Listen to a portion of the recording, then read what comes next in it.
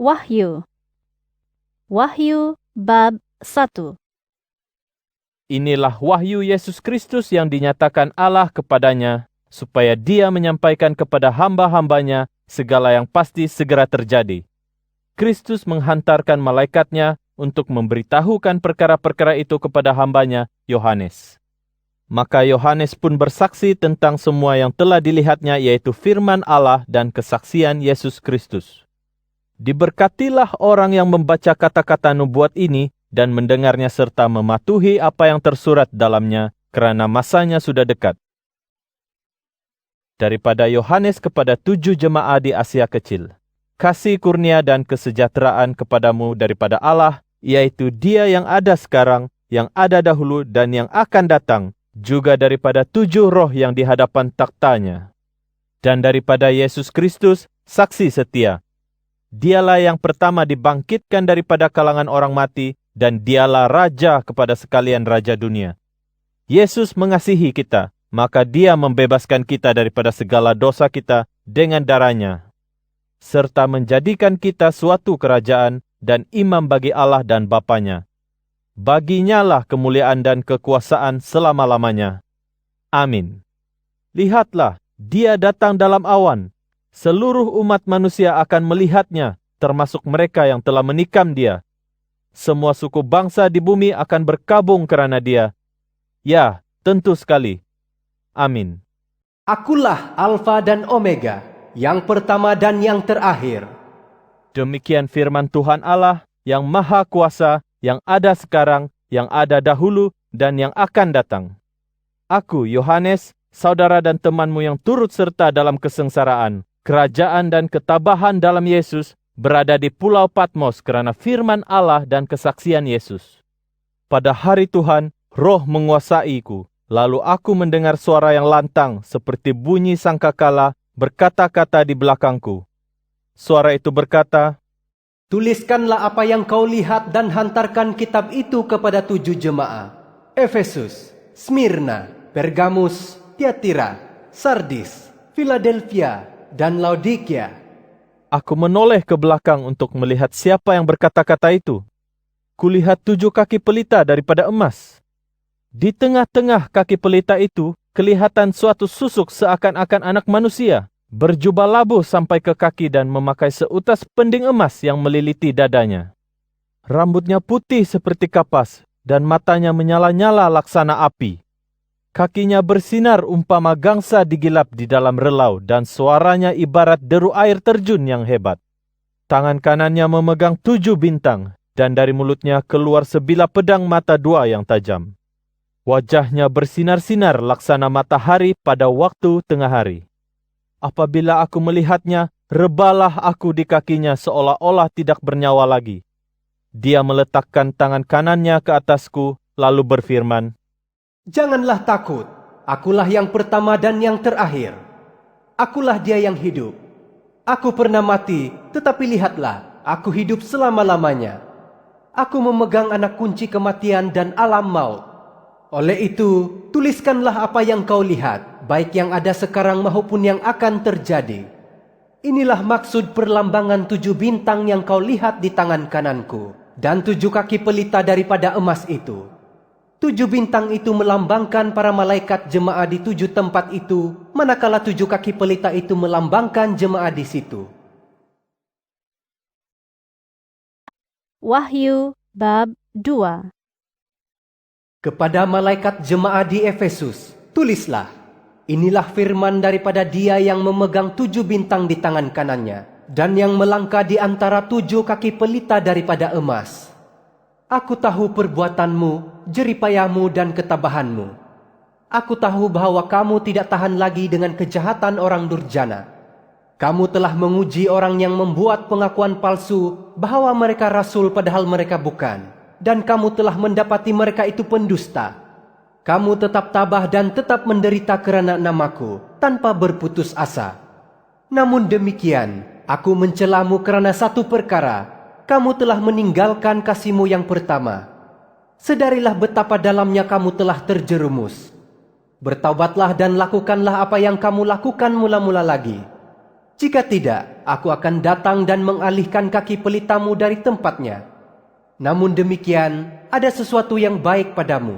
Kamu benci akan perbuatan pengikut Nikolaus yang juga kubenci. Sesiapa yang bertelinga, dengarlah apa yang dikatakan oleh Roh kepada jemaah. Kepada yang menang akan kuizinkan makan buah dari pokok hayat di taman Firdaus Allah. Kepada malaikat jemaah di Smyrna, tulislah, inilah firman daripada Dia yang pertama dan yang terakhir, yang telah mati dan hidup semula. Aku tahu akan kesengsaraanmu.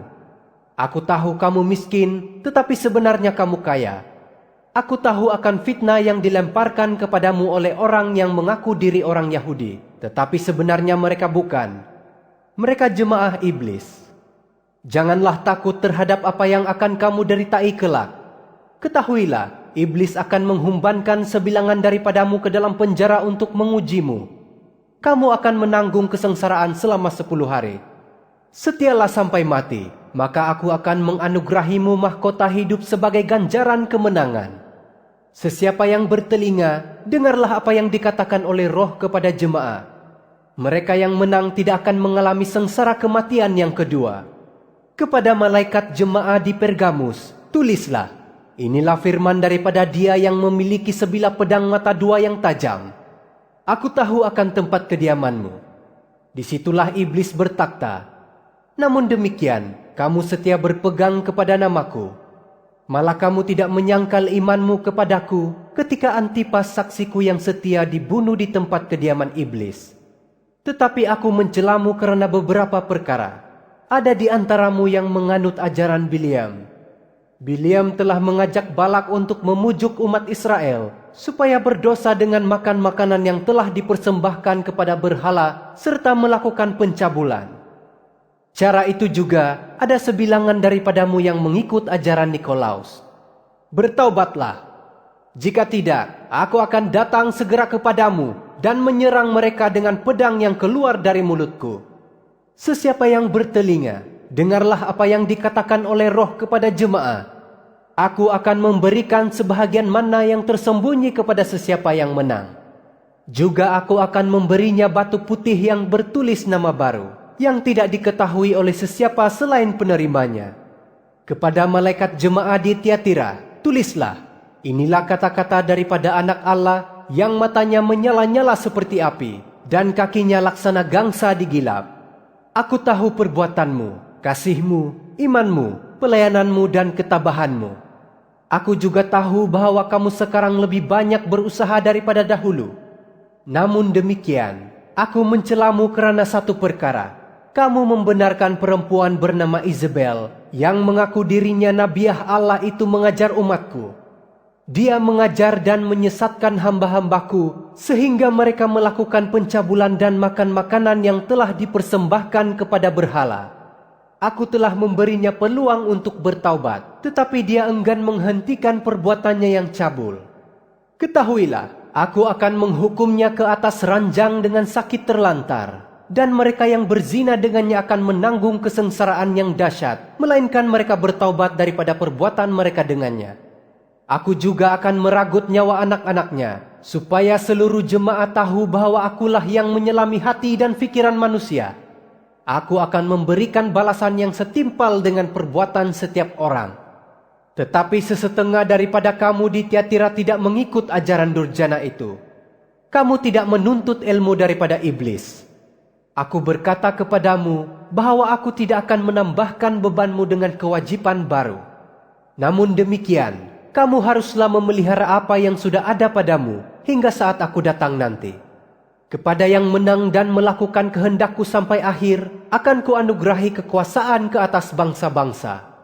Dia akan memerintah mereka dengan tongkat besi kerajaan dan meremukkan mereka seperti tembikar. Seiring dengan kekuasaan yang telah kuterima daripada Bapakku, aku akan menganugerahi mereka bintang fajar. Sesiapa yang bertelinga, dengarlah apa yang dikatakan oleh Roh kepada jemaah. Wahyu bab 3.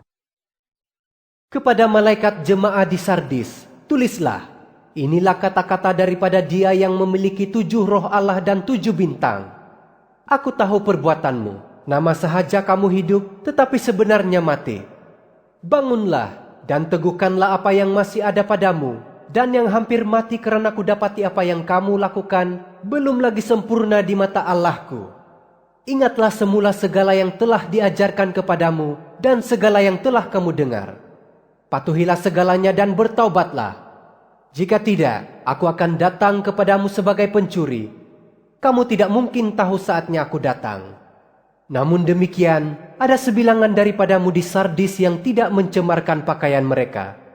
Mereka akan berjalan bersamaku dengan berpakaian putih, karena mereka layak mendapat kemuliaan sedemikian. Kepada yang menang akan dapat berpakaian putih seperti itu, dan aku tidak akan memadamkan nama mereka dari kitab hidup. Aku akan mengakui mereka sebagai milikku di hadirat Bapakku dan di hadapan para malaikatnya. Sesiapa yang bertelinga, dengarlah apa yang dikatakan oleh Roh kepada jemaah. Kepada malaikat jemaah di Philadelphia, tulislah, inilah kata-kata daripada Dia yang suci dan sejati dan yang memegang kunci milik Daud. Apabila Dia membuka pintu, tiada siapa yang dapat menutupnya, dan apabila Dia menutupnya, tiada siapa yang dapat membukanya. Aku tahu perbuatanmu. Lihatlah, aku telah membukakan sebuah pintu untukmu, dan tiada siapa yang dapat menutupnya. Aku tahu bahwa kamu tidaklah begitu kuat, tetapi kamu taat kepada firmanku dan tidak sekali-kali menyangkal namaku. Aku akan membuat mereka daripada jemaah iblis, para pendusta yang bukan Yahudi, tetapi mengaku diri orang Yahudi, datang kepadamu dan sujud pada kakimu. Sememangnya mereka akan tahu bahwa aku mengasihimu. Oleh sebab kamu taat akan perintahku supaya tabah menanggung kesengsaraan, aku akan menyelamatkanmu daripada masa pancaroba yang akan menimpa seluruh dunia sebagai dugaan kepada umat manusia. Aku akan datang segera. Peliharalah apa yang ada padamu dengan sempurna, supaya mahkotamu tidak diragut orang. Aku akan menjadikan dia yang menang seperti tiang di bait suci Allahku, dan dia akan tetap tinggal di situ. Aku akan menulis pada dirinya nama Allah dan kota Allah, yaitu Yerusalem baru yang akan diturunkan Allah dari surga, juga namaku yang baru. Jika kamu bertelinga, dengarlah apa yang dikatakan oleh Roh kepada jemaah. Kepada malaikat jemaah di Laodikia, tulislah, inilah perkabaran daripada Dia yang disebut Amin, saksi yang setia dan benar, permulaan segala ciptaan Allah. Aku tahu perbuatanmu. Aku tahu bahwa kamu ini sejuk tidak, panas pun tidak. Betapa baiknya jika kamu mengambil satu daripada dua sikap itu. Tetapi oleh sebab kamu suam-suam sahaja, aku akan meludahkan kamu. Kamu berkata, aku kaya dan cukup segala-galanya, tiada kekurangan apa-apa. Tetapi kamu tidak tahu bahwa kamu sebenarnya dalam keadaan yang serba kekurangan dan amat malang, miskin, telanjang serta buta. Dengan demikian kunasihati kamu, belilah emas daripadaku, emas tulin, supaya kamu kaya. Belilah pakaian putih untuk menutup tubuhmu yang telanjang lagi mengaibkan. Belilah ubat untuk matamu, supaya dapat melihat. Aku menegur dan menghukum orang yang kukasihi. Oleh itu, amalkanlah sikap bersungguh-sungguh dan bertaubatlah. Dengarlah, aku berdiri di hadapan pintu sambil mengetuk. Jika seseorang mendengar suaraku dan membuka pintu, aku akan masuk ke rumahnya. Aku akan makan bersamanya dan dia bersamaku. Aku akan membenarkan mereka yang menang duduk di atas takhtaku. Seperti aku yang telah menang, kini duduk di sisi Bapakku di atas takhtanya. Jika kamu bertelinga, dengarlah apa yang dikatakan oleh Roh kepada jemaah. Wahyu bab 4. Selepas itu, aku melihat sebuah pintu terbuka di surga. Suara seperti bunyi sangkakala yang pernah kudengar dahulu berkata kepadaku, marilah naik ke sini. Aku akan memperlihatkan apa yang pasti terjadi kemudian kelak. Serta merta Roh menguasaiku. Kulihat sebuah takhta di surga dan seorang bersemayam di atasnya. Dia yang bersemayam itu berwajah gilang gemilang seperti batu yaspis dan akik. Takhta itu dikelilingi pelangi yang bersinar laksana zamrud. Di sekeliling takhta itu kelihatan 24 buah takhta lain. Di atasnya duduk 24 tua-tua yang berpakaian putih dan bermahkota emas. Dari takhta itu, kulihat kilat memancar dan kudengar guruh berbunyi. Di hadapan takhta itu terdapat 7 pelita yang menyala, yaitu 7 roh Allah. Di hadapan takhta itu juga kelihatan sesuatu yang seperti lautan kaca, jernih seperti hablur. Di sekeliling takhta itu terdapat 4 makhluk, satu di setiap sisi. Bahagian depan dan belakang makhluk itu penuh dengan mata. Makhluk yang pertama rupanya seperti singa, yang kedua seperti anak lembu, yang ketiga mukanya seperti muka manusia, dan yang keempat rupanya seperti burung helang sedang terbang. Setiap makhluk itu bersayap 6. Di bawah sayapnya pun penuh dengan mata. Siang malam mereka tidak henti-henti menyanyi. Suci, suci, sucilah Tuhan Allah yang Maha Kuasa, yang ada dahulu, yang ada sekarang, dan yang akan datang. Keempat-empat makhluk itu menyanyikan pelbagai nyanyian yang memuliakan, menyanjung dan menyatakan syukur kepada Dia yang sedang bersemayam di atas takhta, Dia yang hidup selama-lamanya. Sambil itu, 24 tua-tua sujud kepada Dia yang bersemayam di atas takhta, menyembah Dia yang hidup selama-lamanya.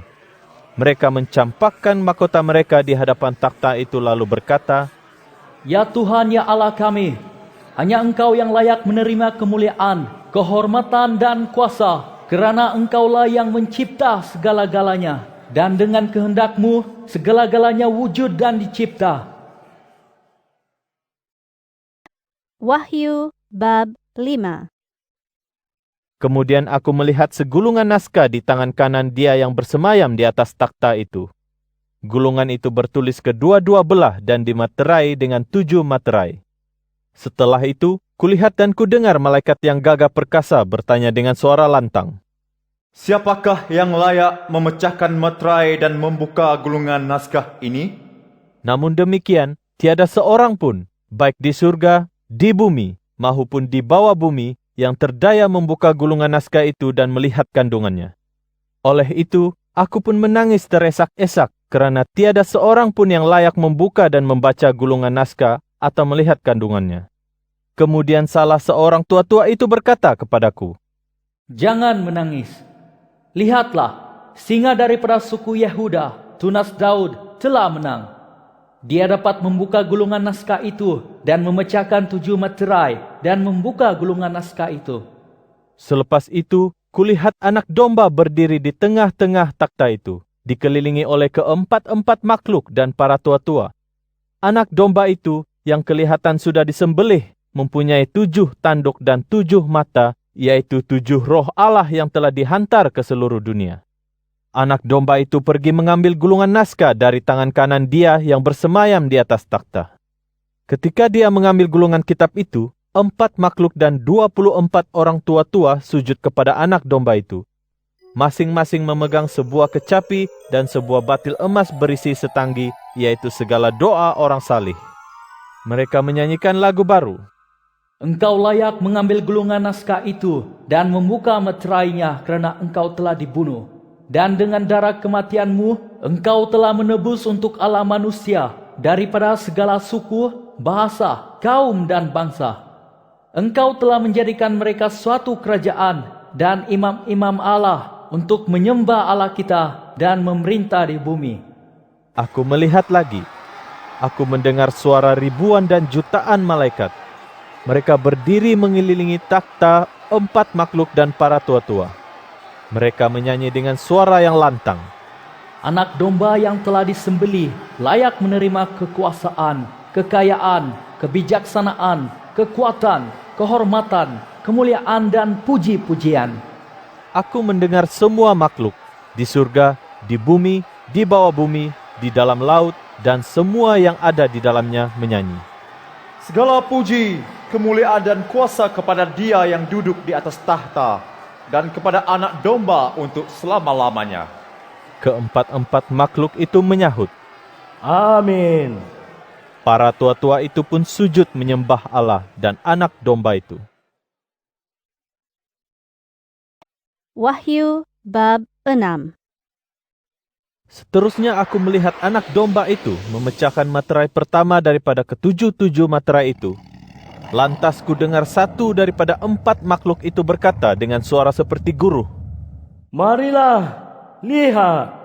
Aku melihat seekor kuda putih ditunggang oleh seorang yang memegang busur panah. Dia diberi sebuah mahkota dan tampil sebagai seorang penakluk yang sedia untuk menakluk.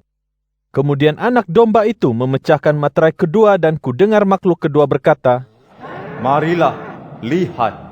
Seekor kuda merah pula muncul. Penunggangnya diberi kuasa untuk melenyapkan damai sejahtera daripada bumi dan menyebabkan manusia berbunuh-bunuhan.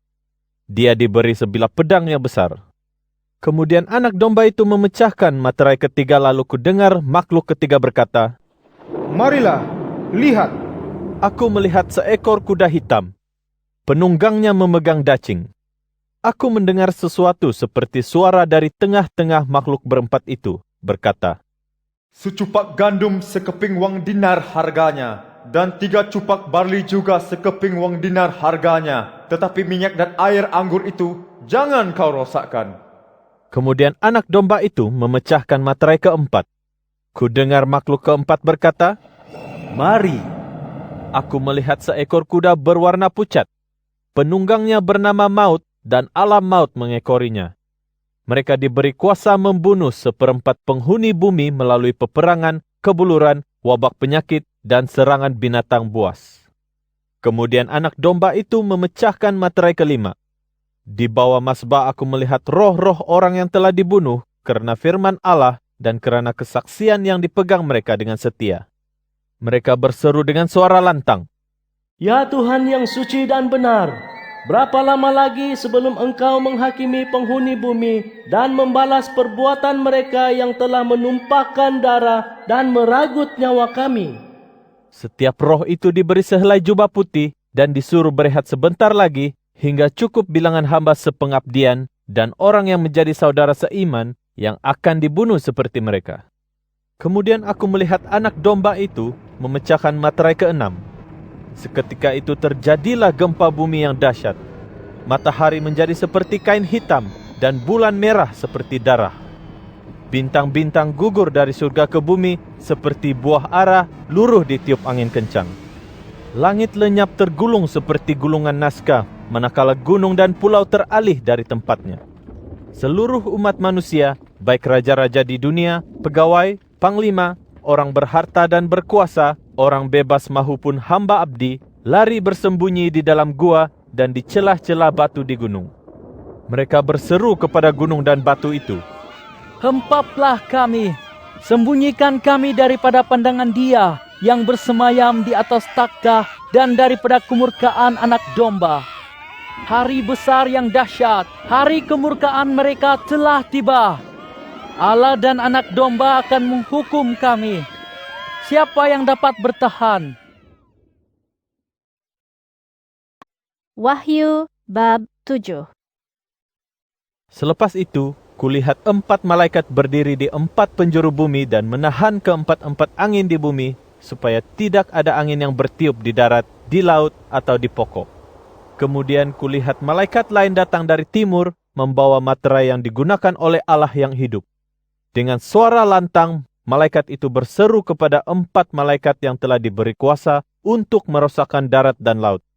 Malaikat itu berkata, Janganlah rosakkan darat, laut, atau pokok-pokok, hingga kami telah mematerai dahi hamba-hamba Allah kita. Lalu aku mendengar bahawa 144,000 daripada semua suku Israel dimateraikan.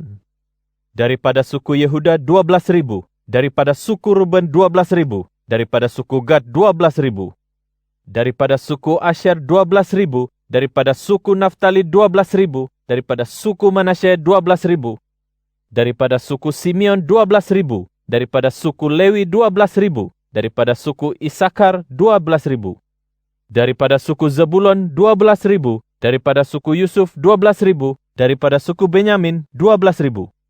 Selepas itu, aku melihat lagi. Kulihat lautan manusia tidak terkira banyaknya, daripada segala bangsa, suku, kaum, dan bahasa, berjubah putih dan memegang daun palma. Mereka semua berdiri di hadapan takhta dan anak domba. Mereka berseru dengan lantang, Penyelamatan ada pada Allah kami yang bersemayam di atas takhta dan pada anak domba. Semua malaikat berdiri mengelilingi takhta, 4 makhluk dan para tua-tua. Lalu semuanya sujud di hadapan takhta menyembah Allah. Mereka berkata, Amin. Segala pujian, kemuliaan, kebijaksanaan, kesyukuran, kehormatan, kuasa dan kebesaran bagi Allah kami selama-lamanya. Amin. Salah seorang tua-tua itu bertanya kepadaku, Siapakah yang berjubah putih itu? Dan dari manakah mereka itu? Aku tidak tahu, tetapi Tuhan tahu, sahutku. Dia berkata, Merekalah orang yang berjaya menempuh kesengsaraan yang dahsyat. Mereka telah membasuh jubah mereka menjadi putih bersih dengan darah anak domba. Maka sekarang mereka berdiri di hadapan takhta Allah dan menyembahnya siang malam di dalam bait sucinya. Dia yang bersemayam di atas takhta akan membentangkan kemahnya di atas mereka. Mereka tidak akan lapar atau dahaga lagi. Terik matahari atau sesuatu yang amat panas pun tidak akan dapat membakar mereka lagi. Karena anak domba di tengah-tengah takhta itu akan menjadi gembala mereka. Dia akan membimbing mereka ke mata air yang membawa hidup, dan Allah akan menghapuskan setiap titik air mata mereka. Wahyu bab 8. apabila anak domba memecahkan materai ketujuh, syurga menjadi senyap sunyi kira-kira setengah jam. Kemudian aku melihat 7 malaikat menghadap Allah. Mereka diberi 7 sangkakala.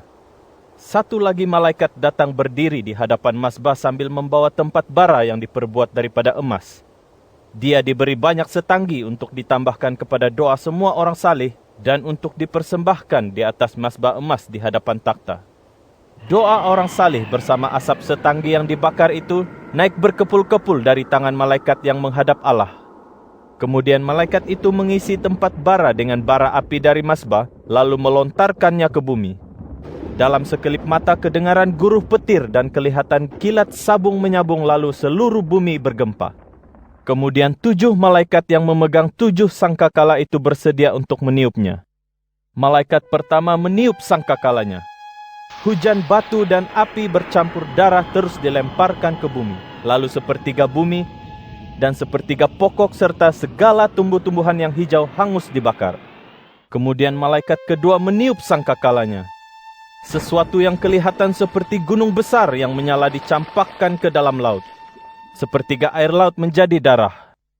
Sepertiga makhluk di laut mati dan sepertiga kapal musnah.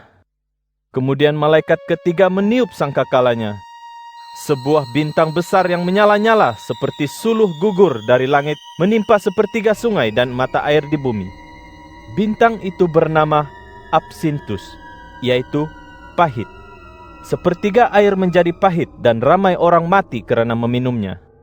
Kemudian malaikat keempat meniup sangkakalanya. Sepertiga matahari, bulan dan bintang terpukul sehingga tidak dapat bersinar sepertiga waktu. Matahari tidak memancar sepertiga siang, manakala bulan dan bintang tidak bercahaya sepertiga malam. Kemudian aku melihat dan mendengar seekor burung helang yang terbang tinggi di tengah langit berseru nyaring. Sengsara! Sengsara! Sengsaralah sekalian penghuni bumi kerana 3 malaikat lagi yang akan meniup sangkakalanya. Wahyu bab 9. Kemudian malaikat kelima meniup sangkakalanya. Kulihat sebuah bintang gugur dari langit ke bumi. Bintang itu diberi kunci jurang yang tidak terduga dalamnya. Bintang itu membuka jurang itu, lalu asap keluar seperti dari relau yang amat besar.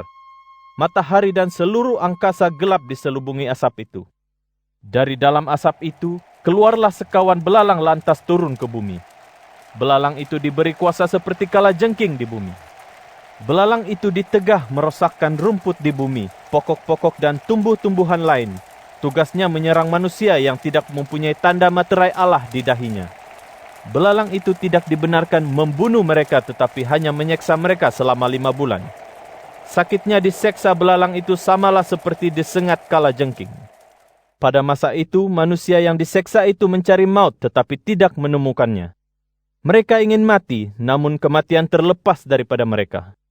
Belalang itu kelihatan seperti kuda yang siap sedia untuk berperang. Di kepalanya ada sesuatu seperti mahkota emas dan mukanya mirip muka manusia.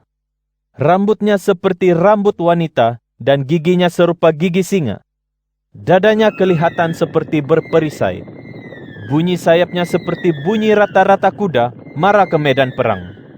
Ekor dan sengatnya seperti kalajengking. Dengan ekornya yang bersengat, belalang itu mempunyai kuasa untuk menyeksa manusia selama 5 bulan. Raja kepada belalang itu ialah malaikat yang menjaga jurang yang tidak terduga dalamnya. Namanya Abaddon dalam bahasa Ibrani dan Apollyon, bermakna pemusnah dalam bahasa Yunani. Bencana pertama telah berlalu. 2 bencana lagi akan menyusul. Kemudian malaikat ke-6 meniup sangkakalanya. Aku mendengar suara dari keempat-empat tanduk mazbah emas di hadapan Allah. Suara itu berkata kepada malaikat ke-6 yang memegang sangkakala itu, Lepaskanlah 4 malaikat yang terikat di sungai yang besar, yaitu sungai Efrat itu. Keempat-empat malaikat itu pun dilepaskan. Mereka telah disediakan khas untuk membunuh 1/3 umat manusia pada jam, hari, bulan, dan tahun itu. Aku diberitahu bahawa pasukan berkuda itu terdiri daripada 200 juta askar. Dalam penglihatan, aku nampak banyak kuda dan penunggangnya.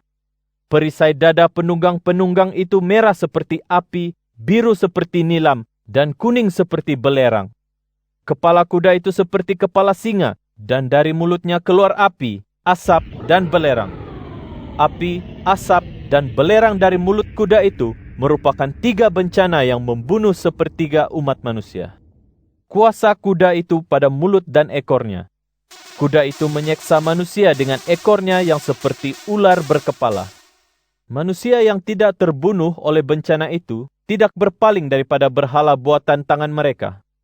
Mereka meneruskan amalan menyembah roh-roh iblis dan berhala yang dibuat daripada emas, perak, gangsa, batu dan kayu yang tidak dapat melihat, mendengar atau berjalan.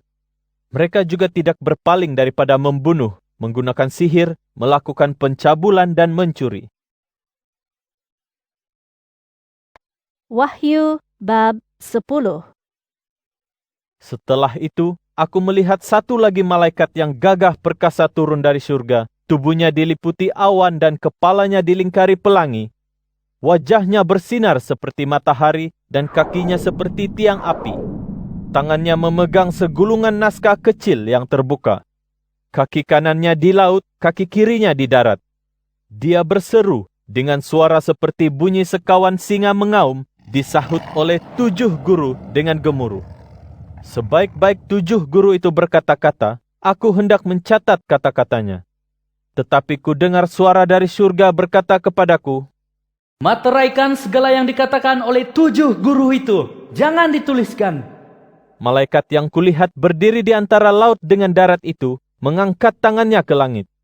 Dia bersumpah demi Dia yang hidup selama-lamanya, yang telah mencipta surga dan segala isinya, bumi dan segala isinya serta laut dan segala isinya, bahawa segalanya tidak harus dilengah-lengahkan lagi.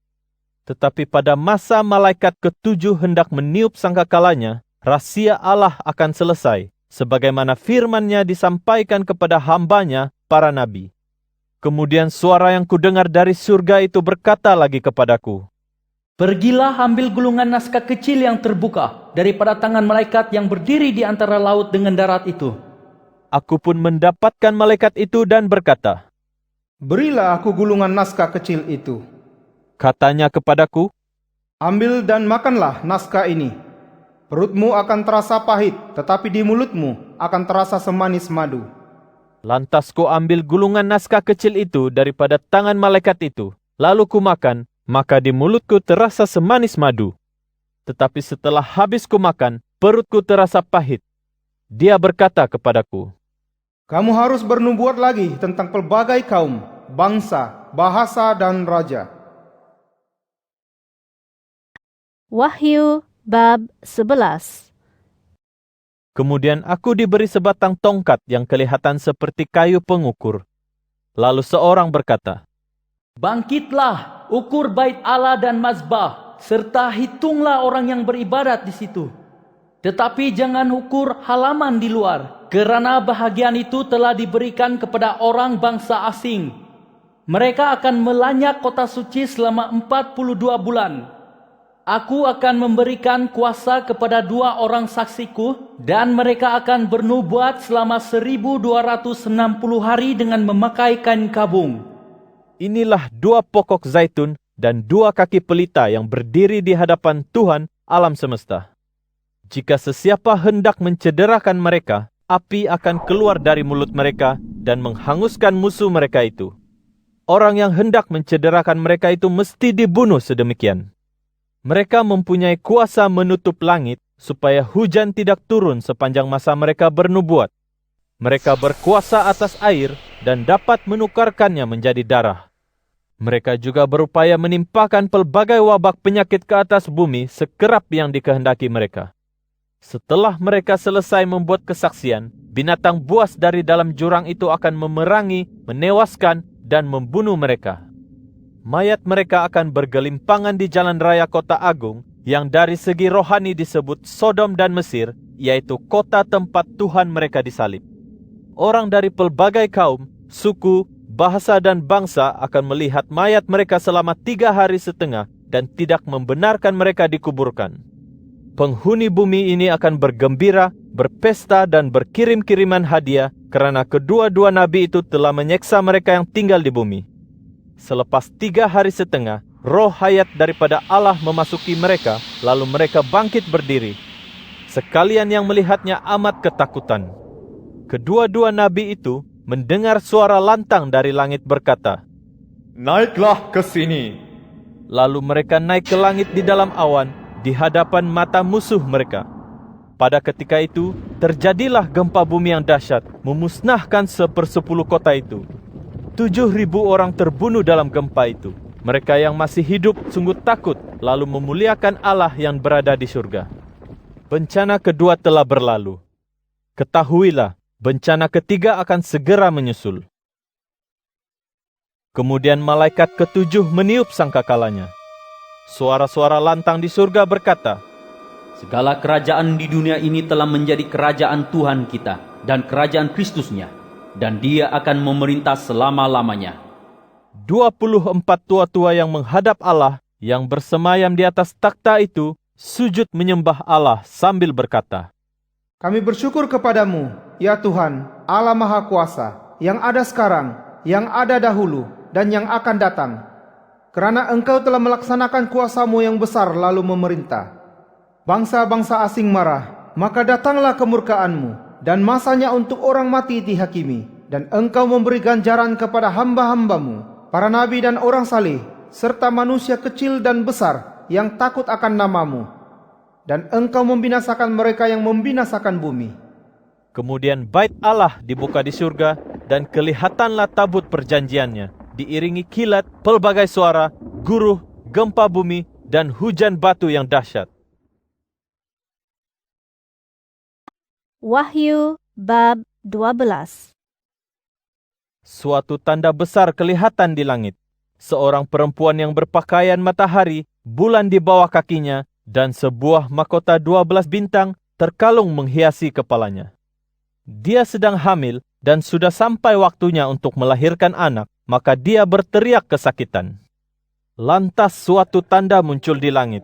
Seekor naga merah yang amat besar, berkepala 7 dan bertanduk 10, dan di atas kepalanya ada 7 mahkota. Naga itu mengheret sepertiga bintang di langit dengan ekornya dan menghumbankannya ke bumi. Ia menunggu di hadapan perempuan yang hendak bersalin untuk menelan anaknya sebaik-baik dia lahir.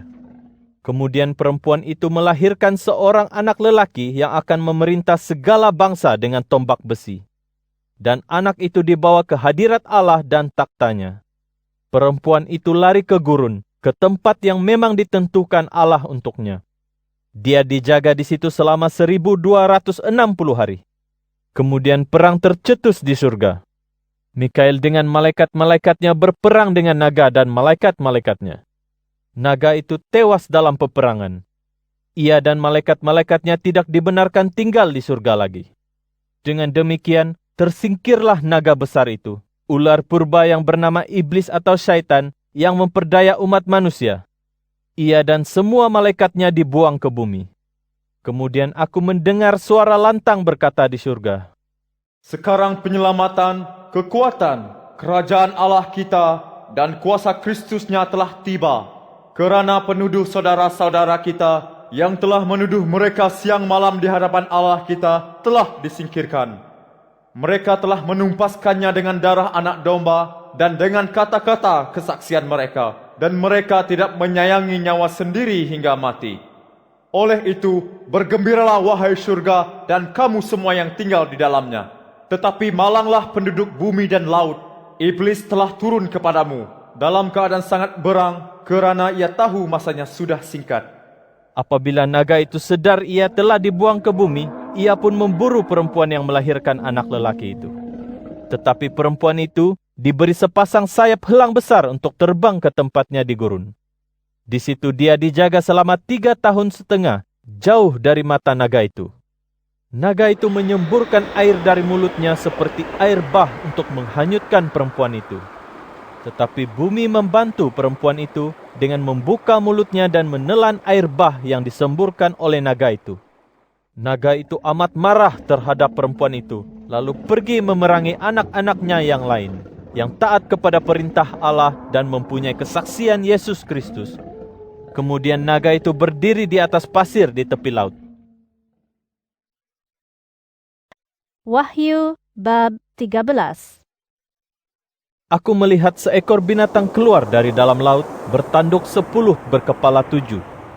Di setiap tanduk terletak mahkota dan di setiap kepala tertulis nama kufur. Binatang itu kelihatan seperti harimau bintang, tetapi kakinya seperti kaki beruang dan mulutnya seperti mulut singa. Naga itu memberi binatang itu kuasa dan taktanya serta kekuasaan yang besar. Di salah satu kepala binatang itu terdapat seolah-olah pernah luka parah yang membawa maut tetapi telah sembuh. Seluruh penghuni dunia mengagumi dan mengikut binatang itu. Mereka menyembah naga yang telah memberikan kekuasaannya kepada binatang itu, dan mereka menyembah binatang itu sambil berkata, Siapakah yang setanding dengan binatang ini? Siapakah yang dapat memeranginya? binatang itu diberi mulut untuk melafazkan hal-hal besar dan kufur, serta diberi kekuasaan melakukannya selama 42 bulan. Ia pun membuka mulutnya lalu mengkufuri Allah, nama Allah, tempat kediaman Allah bersemayam dan semua penghuni surga. Binatang itu dibenarkan memerangi dan menewaskan orang saleh, serta diberi kekuasaan ke atas semua suku, kaum, bahasa dan bangsa. Binatang itu akan disembah oleh setiap orang di bumi, yang sejak dunia dicipta namanya tidak tersenarai di dalam kitab hidup milik anak domba yang telah disembelih. Sesiapa yang bertelinga, dengarlah. Orang yang harus ditawan pasti akan ditawan kelak. Orang yang harus dibunuh dengan pedang pasti akan dibunuh dengan pedang juga. Yang dituntut di sini ialah ketabahan dan iman orang saleh. Kemudian aku melihat seekor lagi binatang buas muncul dari bumi, bertanduk 2 seperti anak domba dan bertutur seperti naga. Binatang kedua itu menjalankan segala kekuasaan binatang pertama di hadapannya dan menyuruh bumi serta semua penghuninya menyembah binatang yang telah sembuh daripada luka parah yang membawa maut itu. Binatang kedua itu mengadakan beberapa tanda yang hebat, termasuk menurunkan api dari langit ke atas bumi di hadapan umat manusia. Dengan tanda-tanda yang dapat diadakannya di hadapan binatang pertama itu, binatang kedua memperdaya sekalian penghuni bumi dan menyuruh mereka membuat patung binatang yang dilukai pedang namun tetap hidup. Binatang kedua itu diberi kuasa untuk meniupkan nyawa ke dalam patung binatang pertama itu, supaya patung itu dapat berkata-kata dan menyebabkan semua yang enggan menyembahnya dibunuh. Ia memaksa semua manusia, kecil besar, kaya miskin, orang merdeka dan hamba abdi, menerima suatu tanda pada tangan kanan atau dahi. Dan seorang pun tidak dibenarkan berjual beli, kecuali ada padanya tanda atau nama binatang buas itu, atau angka namanya. Yang dituntut di sini ialah kebijaksanaan. Sesiapa yang mengerti, kirakanlah angka binatang itu, kerana angka itu angka seorang manusia, dan angka itu 666. Wahyu bab 14. Kemudian Tiba-tiba aku melihat anak domba berdiri di puncak Gunung Sion dan bersama-samanya 144,000 orang dengan namanya dan nama bapanya tertulis di atas dahi mereka. Aku mendengar suara dari surga, seperti bunyi air menderu dan seperti bunyi guruh yang kuat, dan suara yang kudengar itu seperti bunyi daripada pemain-pemain memetik kecapi. Mereka menyanyikan suatu nyanyian yang terasa baru di hadapan takhta, 4 makhluk dan para tua-tua. Tiada siapapun dapat mempelajari nyanyian itu kecuali 144,000 orang yang ditebus dari bumi. Mereka ini tidak pernah menajiskan diri dengan perempuan kerana mereka menjaga kesucian mereka. Mereka mengikut anak domba kemana-mana dia pergi. Mereka telah ditebus daripada kalangan manusia sebagai persembahan hasil pertama bagi Allah dan anak domba. Mulut mereka tiada kata-kata bohong dan mereka tiada cacat celah. Kemudian aku melihat satu lagi malaikat terbang di tengah langit, membawa Injil yang kekal untuk disampaikan kepada penghuni bumi dan kepada setiap bangsa, suku, bahasa dan kaum. Katanya dengan suara lantang, Takutilah Allah dan muliakan Dia, kerana sudahlah sampai saat penghakimannya. Dan sembahlah Dia yang menjadikan langit dan bumi, laut dan mata air. Satu lagi malaikat mengikutnya sambil berkata, Babel telah runtuh. Kota yang besar itu telah memberi semua bangsa minum air anggur kemurkaan Allah terhadap pencabulan mereka. Mereka diikut oleh satu lagi malaikat yang berkata dengan suara lantang, Jika sesiapa menyembah binatang itu dan patungnya dan menerima tandanya di atas dahi atau tangan, dia juga akan minum air anggur kemurkaan Allah yang dituangkan tanpa ditambah air ke dalam cawan murkanya itu. Dia akan dikenakan azab api dan belerang di hadapan para malaikat yang suci dan di hadapan anak domba. Asap api yang menyeksa mereka itu akan naik berkepul-kepul selama-lamanya. Mereka tidak akan berehat siang malam kerana mereka menyembah binatang itu dan patungnya serta menerima tanda namanya. Yang dituntut di sini ialah ketabahan orang saleh yang mengikut perintah Allah serta beriman kepada Yesus. Aku mendengar suara dari surga berkata, Tuliskanlah, dari saat ini diberkatilah semua orang yang mati dalam Tuhan. Ya, kata Roh, supaya mereka dapat berehat daripada penat lelah dan hasil usaha mereka menyertai mereka. Tiba-tiba aku melihat awan putih dan di atasnya duduk seorang yang rupanya seperti anak manusia, bermahkota emas dan memegang sabit yang tajam. Muncul satu lagi malaikat dari bait suci sambil berseru lantang kepada dia yang duduk di atas awan. Gunakanlah sabitmu, tuailah, kerana sudah sampai waktunya engkau menuai. Tuaian dunia sudah masak. Lalu dia yang duduk di atas awan itu mengayunkan sabitnya ke atas bumi, dan bumi pun dituai. Kemudian satu lagi malaikat keluar dari bait suci yang di surga, juga membawa sabit tajam. Menyusul pula malaikat lain yang keluar dari mazbah dan menguasai api, sambil berseru nyaring kepada yang memegang sabit tajam. Gunakanlah sabitmu yang tajam itu, kumpulkan segala gugusan anggur di bumi, kerana anggurnya sudah cukup masak. Maka malaikat itu menggunakan sabitnya untuk mengumpulkan gugusan anggur di bumi, dimasukkannya ke dalam pengirik kemurkaan Allah. Pengirik itu diinjak di luar kota, lalu darah mengalir keluar, setinggi kekang kuda dan sejauh 200 batu. Wahyu bab 15. Aku melihat pula di langit suatu tanda lagi, yang besar dan ajaib, yaitu 7 malaikat membawa 7 wabak terakhir. Maka dengannya selesailah kemurkaan Allah. Kulihat seakan-akan lautan kaca bercampur api. Mereka yang menang menghadapi dugaan binatang itu, patungnya, tandanya dan angka namanya, berdiri di atas laut kaca itu memegang kecapi Allah. Mereka menyanyikan nyanyian Musa, hamba Allah, dan nyanyian anak domba. Agung dan ajaib pekerjaanmu, Tuhan Allah Maha Kuasa. Benar dan adil setiap jalanmu, ya Raja segala bangsa. Siapakah yang tidak takut kepadamu, ya Tuhan, dan memuliakan namamu, kerana hanya Engkaulah yang maha suci. Semua bangsa akan datang dan sujud menyembahmu, kerana penghakiman-Mu telah ternyata. Setelah itu, aku melihat pula dan ternampak bait suci di dalam kemah kesaksian di surga terbuka.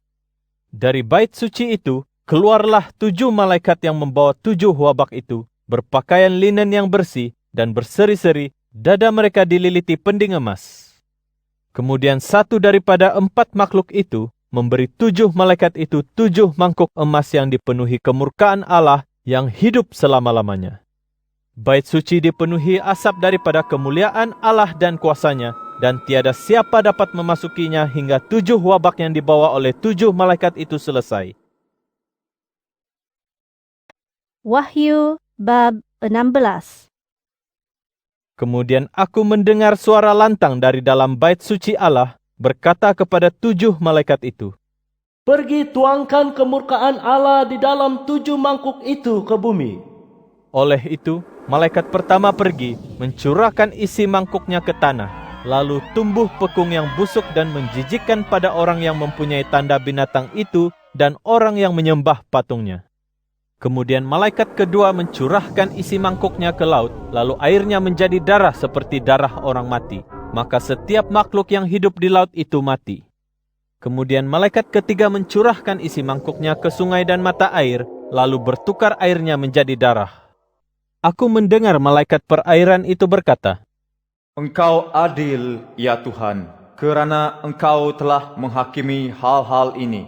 Engkau yang suci, yang ada sekarang dan ada dahulu dan yang akan datang. Mereka telah menumpahkan darah orang saleh dan nabi-nabi, maka Engkau memberi mereka minum darah, suatu hukuman yang setimpal. Aku mendengar suatu suara lagi dari mazbah berkata, Sememangnya Tuhan Allah Maha Kuasa, penghakiman-Mu benar dan adil. Kemudian malaikat keempat mencurahkan isi mangkuknya ke atas matahari, dan dia diberi kuasa menghanguskan manusia dengan api. Manusia dihanguskan dengan darjah kepanasan yang amat tinggi, lalu mereka mengkufuri nama Allah yang menguasai wabak-wabak itu. Mereka tidak bertaubat dan tidak memuliakannya. Kemudian malaikat kelima mencurahkan isi mangkuknya ke atas takhta binatang itu, lalu kerajaannya diselaputi kegelapan, dan mereka menggigit lidah kerana kesakitan. Mereka mengkufuri Allah yang memerintah surga kerana kesakitan dan pekung di tubuh mereka. Mereka tidak bertaubat daripada perbuatan mereka. Kemudian malaikat keenam mencurahkan isi mangkuknya ke dalam sebatang sungai besar, yaitu Efrat, lantas airnya kering kontang untuk menyediakan jalan bagi raja-raja dari timur. Aku melihat 3 roh jahat seperti rupa katak keluar dari mulut naga itu, dari mulut binatang itu, dan dari mulut nabi palsu.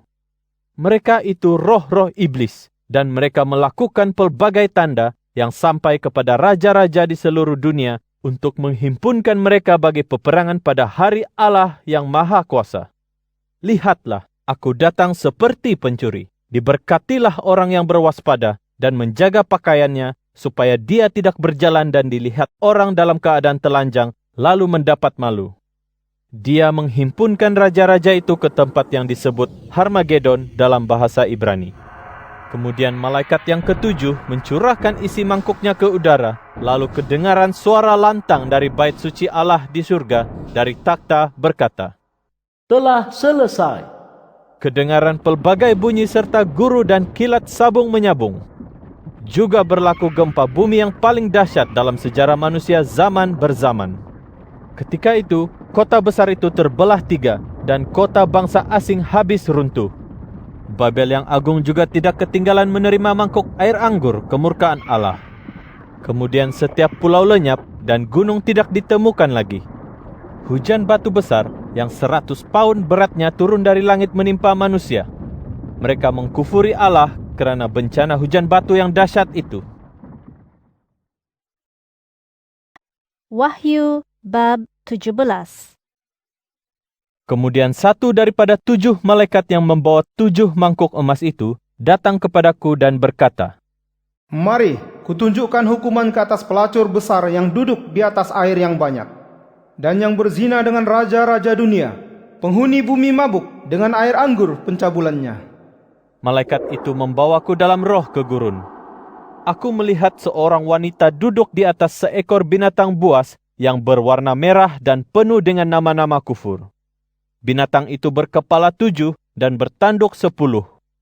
Perempuan itu berpakaian ungu dan merah, dihiasi emas permata serta mutiara, tangannya memegang cawan emas yang penuh dengan perbuatan cabul dan kecemaran perzinaannya.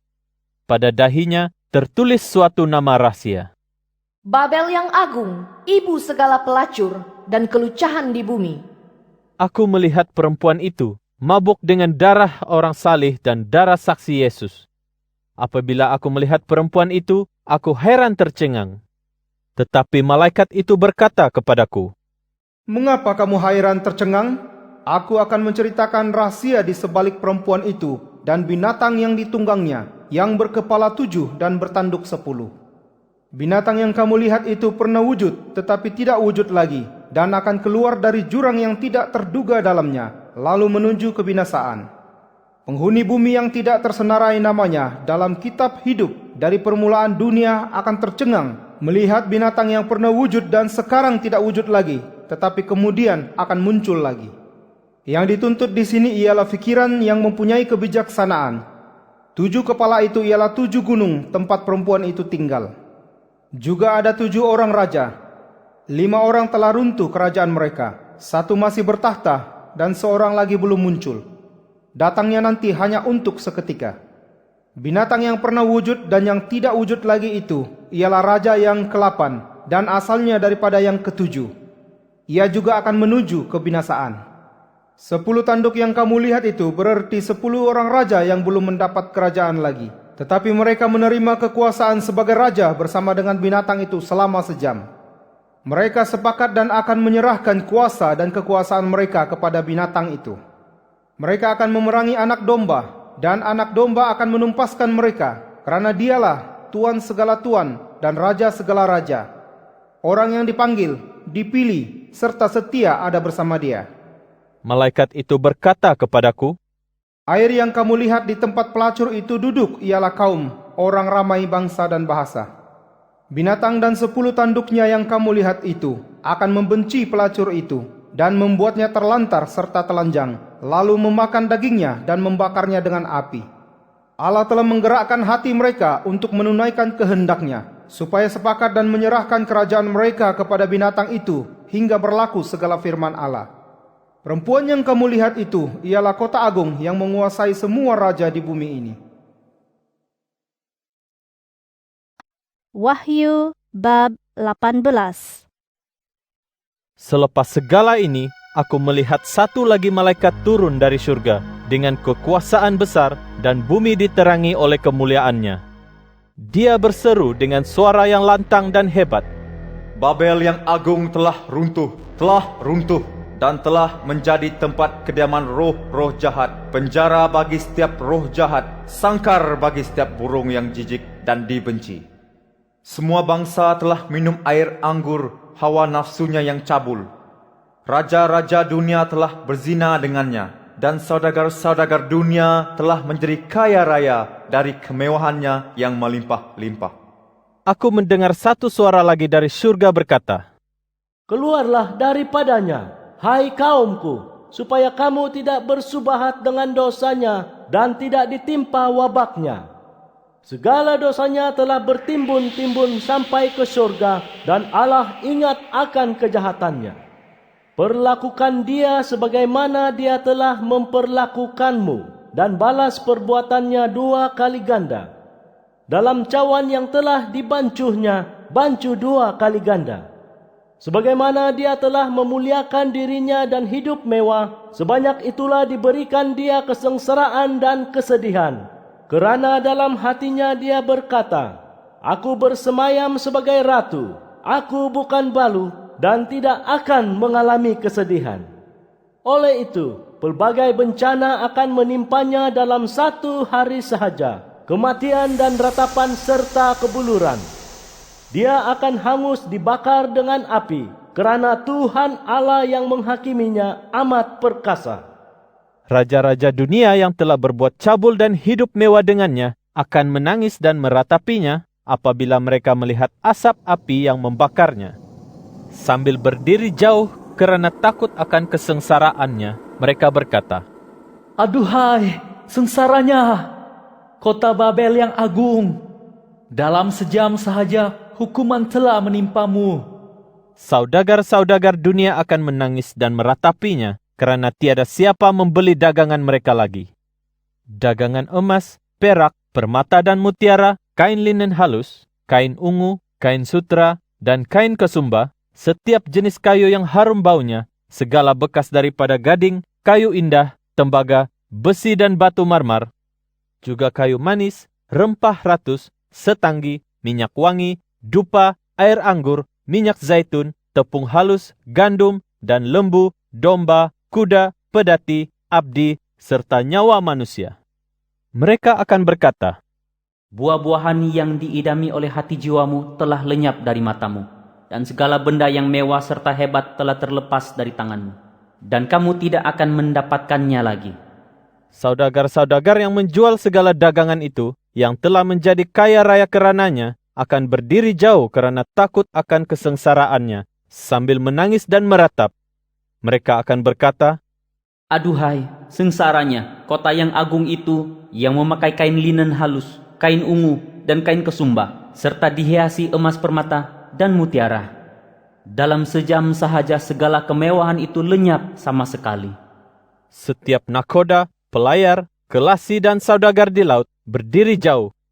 Mereka menangis melihat asap api yang membakarnya, sambil berkata, Kota manakah yang setanding dengan kota agung ini?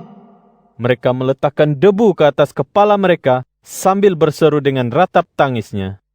Aduhai, sengsaranya kota yang agung itu, yang kekayaannya telah memperkaya setiap penduduknya, yang memiliki kapal di laut.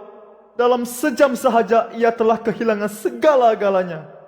Bergembiralah melihat keadaannya, wahai syurga dan sekalian orang salih, para rasul serta nabi yang suci, kerana Allah telah menghukumnya kerana perbuatannya terhadapmu. Kemudian malaikat yang gagah perkasa mengangkat batu yang besarnya seperti batu kisar rupanya, lalu melontarkannya ke dalam laut sambil berkata, Demikianlah dengan dahsyatnya kota Babel yang agung akan dilenyapkan dan tidak akan ditemukan lagi.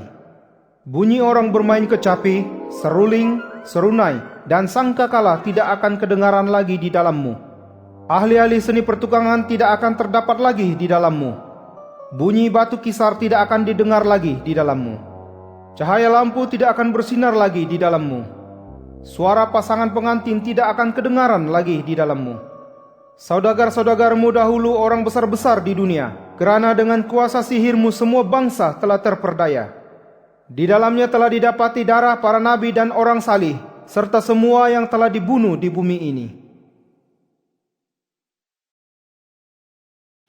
Wahyu bab 19. Setelah itu, aku mendengar suara orang yang amat banyak di surga berseru lantang. Haleluya! Penyelamatan dan kemuliaan dan kuasa bagi Allah kita. Karena segala penghakimannya benar dan adil. Karena dia telah menghakimi pelacur besar yang telah mencemarkan dunia dengan perzinahannya. Dan dia telah menghukumnya karena menumpahkan darah hamba-hambanya. Mereka berkata lagi, Haleluya! Asap api yang membakarnya naik menjulang selama-lamanya. 24 orang tua-tua dan 4 makhluk itu pun sujud menyembah Allah yang bersemayam di atas takhta sambil berkata, Amin. Haleluya. Kemudian kedengaran suara dari takhta berkata, Pujilah Allah kita, hai kamu sekalian hambanya, dan orang yang takut akan dia, baik yang kecil maupun yang besar. Kemudian aku mendengar bunyi seperti suara orang yang sangat banyaknya, seperti deru air dan bunyi guruh yang amat hebat berkata, Haleluya!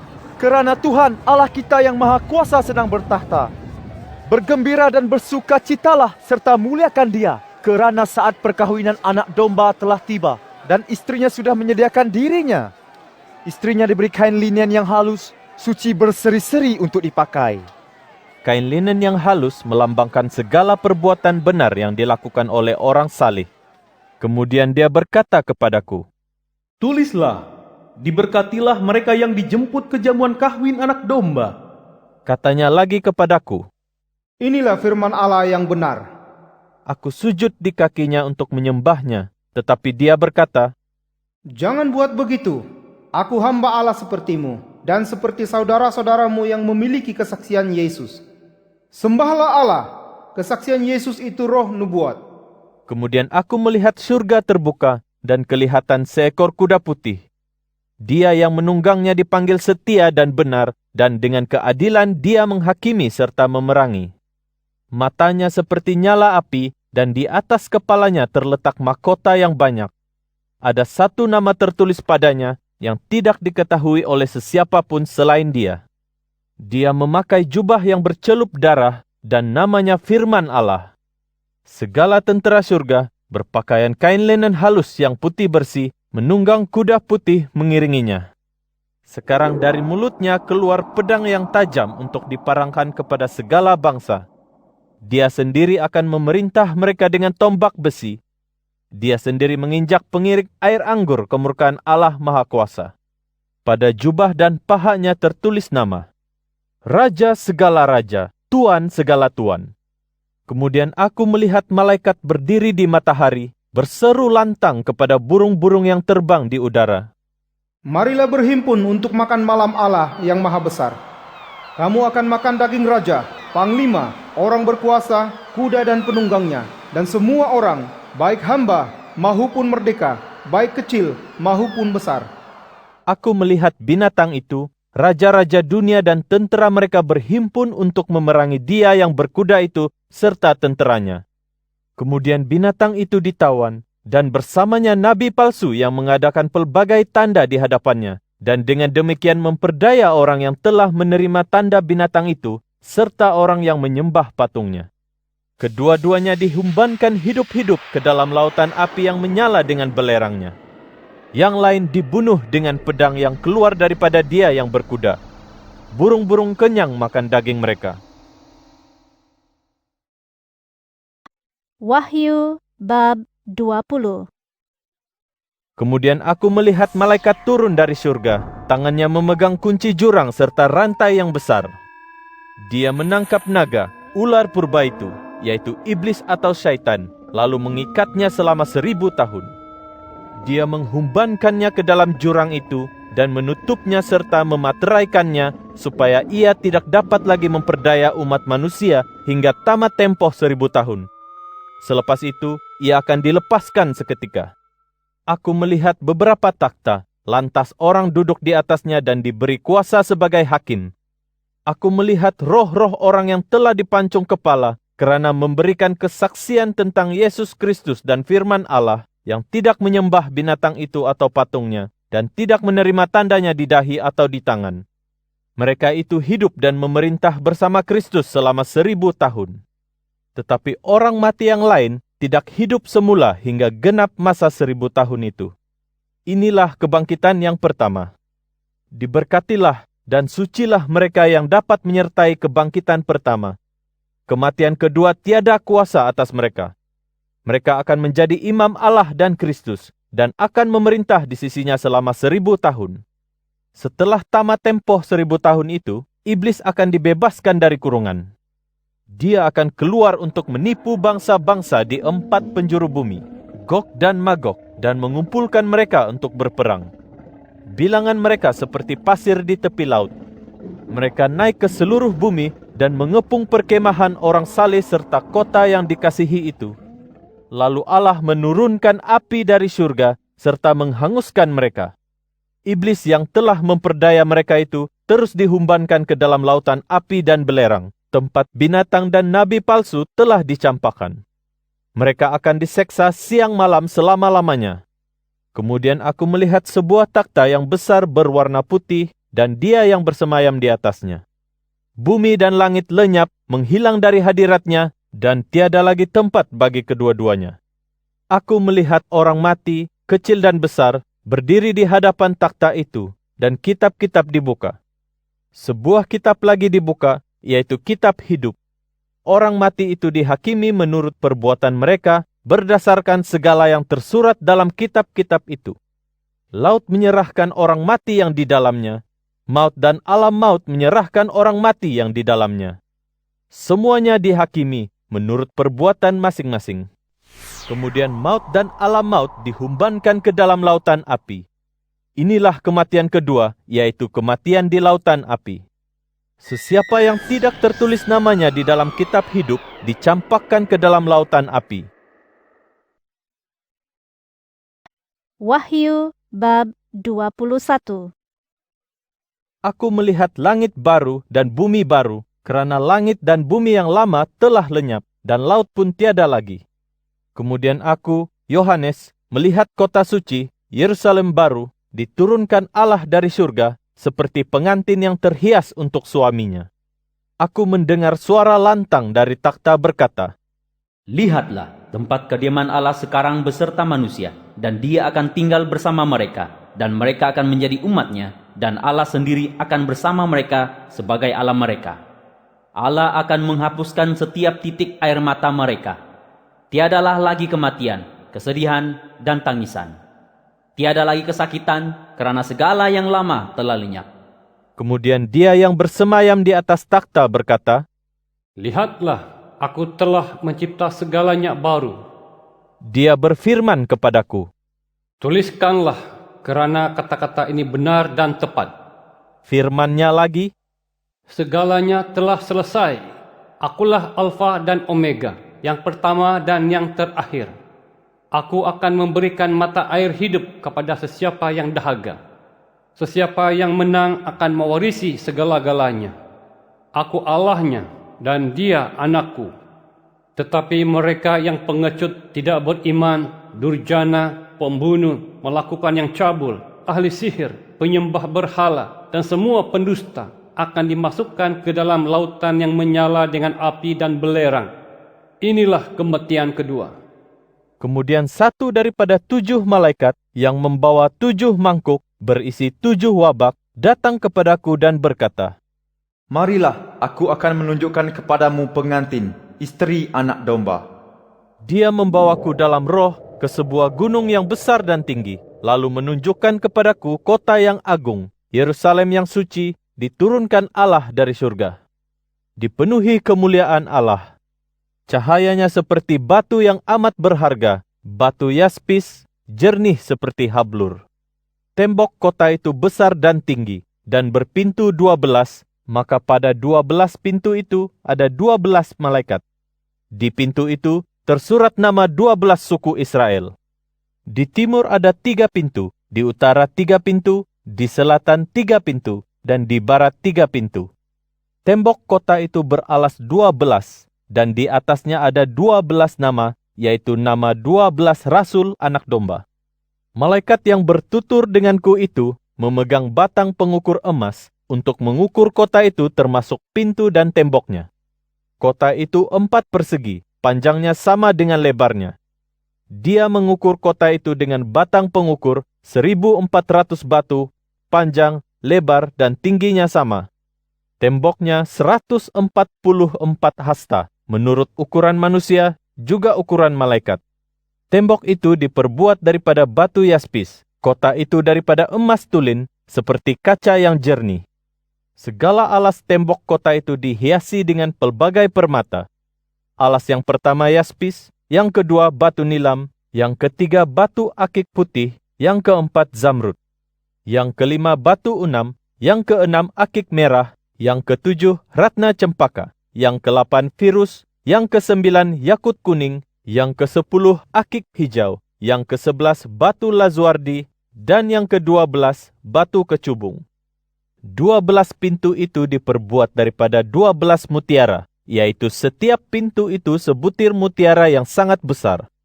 Jalan di kota itu diperbuat daripada emas tulin, seperti kaca yang bening. Aku tidak melihat bait suci di dalamnya, kerana Allah, Tuhan yang Maha Kuasa dan Anak Domba, ialah bait sucinya. Kota itu tidak memerlukan sinaran matahari dan bulan, kerana kemuliaan Allah meneranginya, dan Anak Domba itu pelitanya. Semua bangsa berjalan dalam cahayanya, dan raja-raja di bumi membawa kemuliaan mereka ke dalamnya. Pintu gerbangnya tidak pernah ditutup pada siang hari, kerana malam tiada lagi. Kemuliaan dan kehormatan segala bangsa akan dibawa ke dalamnya. tiada sekali-kali masuk ke dalamnya sesuatu yang najis, atau sesiapa yang melakukan perbuatan keji atau berdusta.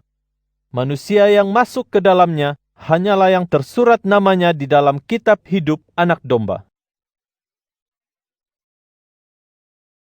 Wahyu bab 22.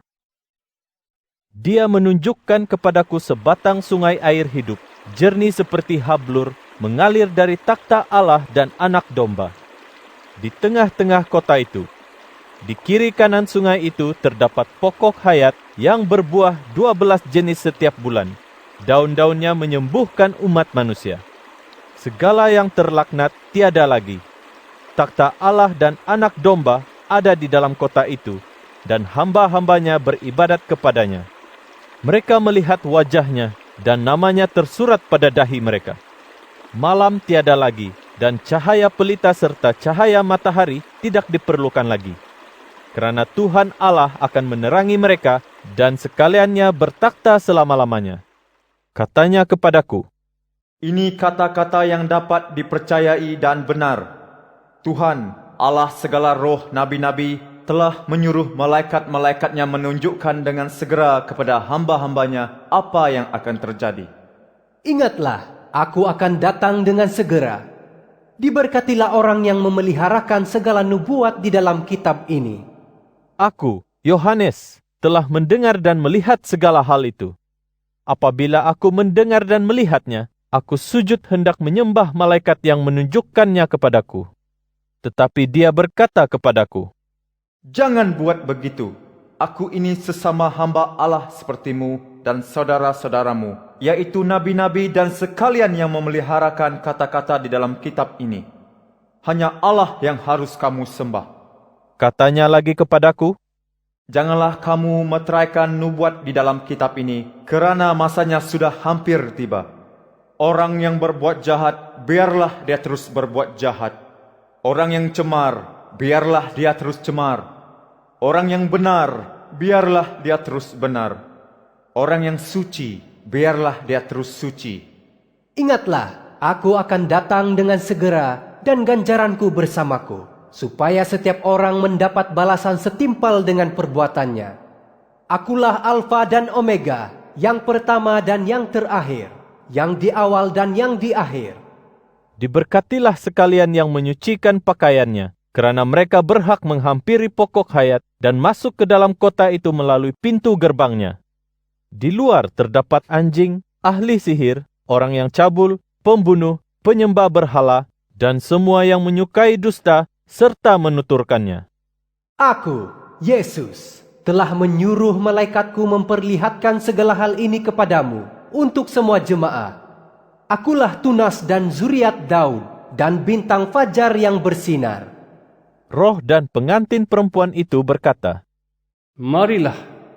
Orang yang mendengar haruslah berkata, Marilah. Orang yang dahaga haruslah datang. Sesiapa yang suka boleh mengambil air hidup itu dengan percuma. Aku bersaksi kepada setiap orang yang mendengar nubuat di dalam kitab ini, bahawa jika sesiapa menambahkan apa-apa kepadanya, Allah akan menambahkan baginya segala wabak yang tersurat dalam kitab ini. Dan jika sesiapa menggugurkan sepatah kata pun daripada nubuat ini, Allah akan menggugurkan bahagiannya daripada pokok hayat dan kota suci seperti yang tersurat dalam kitab ini. Yang bersaksi atas segala perkara ini berfirman, Ya, aku akan datang segera. Sesungguhnya, marilah engkau, ya Tuhan Yesus. Semoga kasih kurnia Tuhan Yesus menyertai sekalian orang saleh. Amin.